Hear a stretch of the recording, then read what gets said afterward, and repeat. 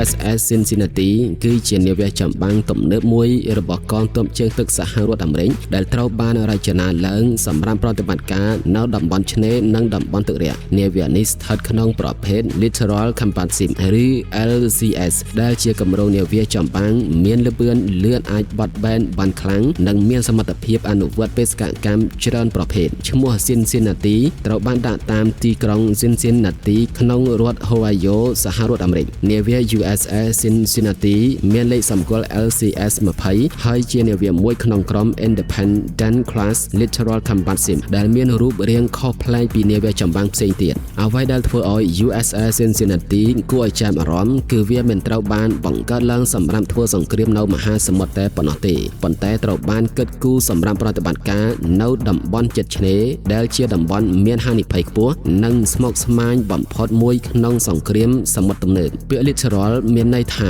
តំបន់ជិតឆ្នេរឬតំបន់ទឹកដែលស្ថិតនៅជិតដីគោកតំបន់ប្រភេទនេះខុសពីមហាសមុទ្របើកចំហព្រោះវាមានទឹករាក់កោះតំបន់ច្រកសមុទ្រនិងចរាចរណ៍នាវាច្រើនក្នុងសង្គ្រាមសមុទ្រតំបន់ជិតឆ្នេរអាចបង្កការលំបាកយ៉ាងខ្លាំងដល់នាវាចម្បាំងធំគូប្រជែងអាចប្រើទូល្បឿនលឿនមីនក្រោមទឹកនាវាមួយទឹកតូចៗឬមីស៊ីលបាញ់ពីឆ្នេរដើម្បីវាយប្រហារដោយសារហេតុនេះកងទ័ពជើងទឹកសហរដ្ឋអាមេរិកបានបង្កើតគំនិតនៃនាវា Littoral Combat Ship ដែលមានគោលបំណងសំខាន់ដូចជាមានល្បឿនលឿនអាចធ្វើចលនាបានយ៉ាងរហ័សមានទំហំតូចជាងនាវាពិឃាតធំអាចចូលប្រតិបត្តិការនៅតំបន់ជិតឆ្នេរអាចបដូរឧបករណ៍និងប្រព័ន្ធសម្រាប់បេសកកម្មផ្សេងនិងអាចប្រយុទ្ធប្រឆាំងនឹងមីននាវាមួយទឹកនិងទូកប្រយុទ្ធតូចUSS Cincinnati គឺជាផ្នែកមួយនៃគំនិតយុទ្ធសាស្ត្រនេះ USS Cincinnati មានលេខសម្គាល់ LCS 20វាត្រូវបានសាងសង់ដោយក្រុមហ៊ុនផលិតនាវាយោធាអាមេរិកក្នុងគម្រោង Independent Class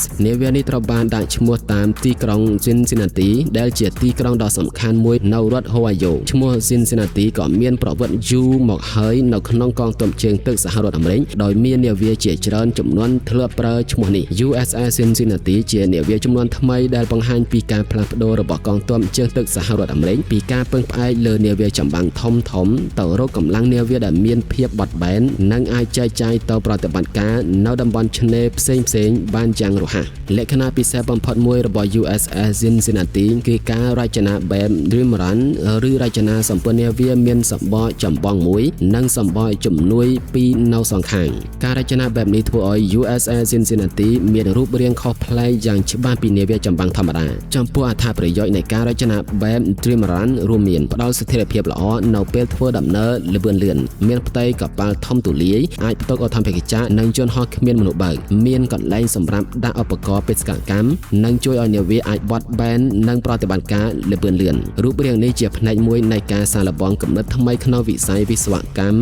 នាវាចម្បាំងសម័យទំនើប USS Cincinnati ត្រូវបានរចនាឡើងដោយផ្ដោតសំខាន់លើល្បឿននាវាប្រភេទ Independent Class អាចធ្វើដំណើរបានក្នុងល្បឿនលឿនជាងនាវាចម្បាំងធម្មតាជាច្រើនប្រភេទល្បឿនមានសារៈសំខាន់ខ្លាំងសម្រាប់បេសកកម្ម Littoral Combat Ship ព្រោះនាវាត្រូវការចូលទៅកាន់តំបន់មានវិបត្តិយ៉ាងឆាប់រហ័សល្បឿនលឿនអាចផ្ដល់អត្ថប្រយោជន៍ជាច្រើនដូចជាទៅដល់តំបន់ប្រតិបត្តិការបានឆាប់ផ្លាស់ទីចេញពីតំបន់គ្រោះថ្នាក់បានលឿនតាមដានទូកប្រយុទ្ធតូចឆ្លើយតបចំពោះការគំរាមកំហែងភ្លាមនិងផ្លាស់ប្ដូរទីតាំងក្នុងតំបន់សង្គ្រាមបានរហ័សសម្រាប់ USS Cincinnati ល្បឿនមិនមែនគ្រាន់តែជាលក្ខណៈបច្ចេកទេសប៉ុណ្ណោះទេប៉ុន្តែជាផ្នែកមួយនៃយុទ្ធសាស្ត្រប្រតិបត្តិការនាវា Independent Class ប្រើប្រាស់ប្រព័ន្ធជំរុញទំនើបដែលរួមបញ្ចូលបច្ចេកវិទ្យាផលិតថាមពលនិងប្រព័ន្ធជំរុញជាច្រើនប្រភេទការរចនានេះមានគោលបំណងធ្វើឲ្យនាវាអាចបំពេញភារកិច្ចពីររបៀបផ្សេងគ្នានៅពេលត្រូវការសន្សំថាមពលនាវាអាចប្រើប្រព័ន្ធសមស្របសម្រាប់ការធ្វើដំណើរធម្មតាប៉ុន្តែនៅពេលត្រូវការល្បឿនខ្ពស់ប្រព័ន្ធអាចបង្កើនកម្លាំងជំរុញដើម្បីឲ្យនាវាធ្វើចលនា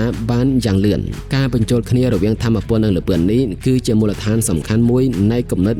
LCS USS Cincinnati ជានាវាចម្បាំងដែលមានទំហំតូចជាងនាវាពិឃាតមីស៊ីលដូចជា Alexander Class ប៉ុន្តែវាមានផ្ទៃប្រើប្រាស់ធំទូលាយដោយសាររចនាបែប Trimaran នាវាប្រភេទនេះមានប្រវែងប្រហែលជាង120ម៉ែត្រនិងមានទទឹងធំជាងនាវាសម្បកតែមួយធម្មតាទំហំរបស់វាផ្ដល់កន្លែងសម្រាប់ក្រុមនាវិកប្រព័ន្ធបញ្ជាការឧបករណ៍អេឡិចត្រូនិកអាវុធការពារអធិបតេយ្យយន្តហោះគ្មានមនុស្សបើកឧបករណ៍សម្រាប់បេសកកម្មប្រឆាំងមីននិង ឧបករណ៍សម្រាប់សង្គ្រាមប្រឆាំងនាវាមុជទឹកថ្មីបើ USS Cincinnati មិនមានអាវុធធន់ធ្ងន់ដូចនាវាពិឃាតឬនាវាចម្បាំង cruiser ក៏ដោយវាត្រូវបានបំពាក់ដោយប្រព័ន្ធអាវុធសម្រាប់ការពារខ្លួននិងវាប្រហារគោលដៅជាក់លាក់ក្នុងចំណោមអាវុធសំខាន់ៗមានកាំភ្លើងធំ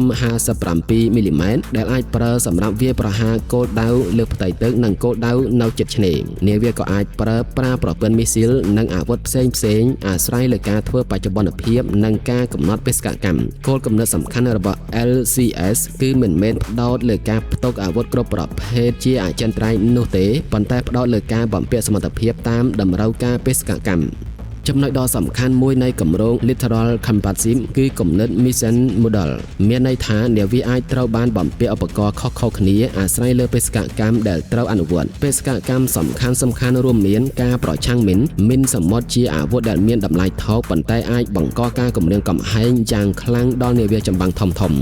USS Cincinnati និងនាវា LCS អាចប្រើឧបករណ៍ស្វែងរកនិងប្រឆាំងមីនដើម្បីសម្អាតផ្លូវទឹកនិងធានាសុវត្ថិភាពសម្រាប់កងនាវាផ្សេង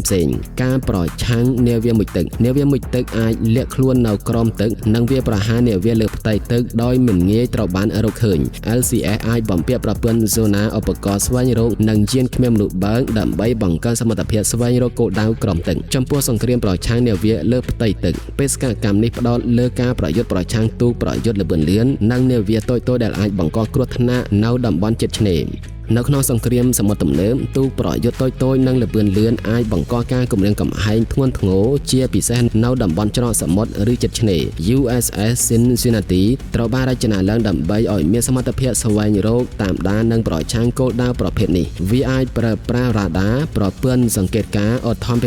យន្តហោះគ្មានមនុស្សបើកកាំភ្លើងនិងមីស៊ីលការរួមបញ្ចូលគ្នារវាងប្រព័ន្ធទាំងនេះអនុញ្ញាតឲ្យនាវាអាចបង្កើតសមត្ថភាពប្រយុទ្ធច្រើនស្រស់ទើបចំពោះផ្នែកខាងក្រោយរបស់ USS Cincinnati មានទីធ្លាសម្រាប់ប្រតិបត្តិការយន្តហោះនេះអនុញ្ញាតឲ្យនាវាអាចប្រើប្រាស់អត្ថបទដើម្បីពង្រីកចម្ងាយនៃការសង្កេតនិងប្រតិបត្តិការអត្ថបទអាចត្រូវបានប្រើប្រាស់សម្រាប់ស្វែងរកនាវាមុជទឹកស្វែងរកនិងតាមដានគោលដៅដឹកជញ្ជូនកម្លាំងបំពេញបេសកកម្មសង្គ្រោះនិងប្រយុទ្ធប្រឆាំងនឹងគោលដៅលើផ្ទៃទឹកយន្តហោះគ្មានមនុស្សបើកក៏មានតួនាទីសំខាន់ក្នុងការផ្តល់ព័ត៌មាននិងការសង្កេតការណ៍ពីចម្ងាយ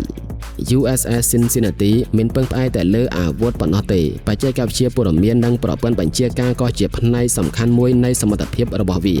នាវាទំនើបត្រូវប្រមូលព័ត៌មានពីប្រភពជាច្រើនដូចជា Radar, Sonar យន្តហោះផ្កាយរណបនាវាផ្សេងទៀតនិងមជ្ឈមណ្ឌលបញ្ជាការយោធាព័ត៌មានទាំងនេះត្រូវបានបញ្ចូលទៅក្នុងប្រព័ន្ធដើម្បីជួយឲ្យមេបញ្ជាការអាចយល់ពីស្ថានភាពនិងសម្រេចចិត្តបានលឿននៅក្នុងសង្គ្រាមសម័យទំនើបអ្នកដែលអាចទទួលបានព័ត៌មាននិងធ្វើសេចក្តីសម្រេចចិត្តបានលឿនអាចទទួលបានអត្ថប្រយោជន៍យុទ្ធសាស្ត្រយ៉ាងសំខាន់រីឯគំនិតមួយដែលធ្វើឲ្យ Littoral Combat-Ship ខុសពីនាវាចម្បាំងផ្សេងទៀតគឺការប្រើប្រាស់ក្រុមនាវិកដែលមានចំនួនតិចជាងនាវាធំ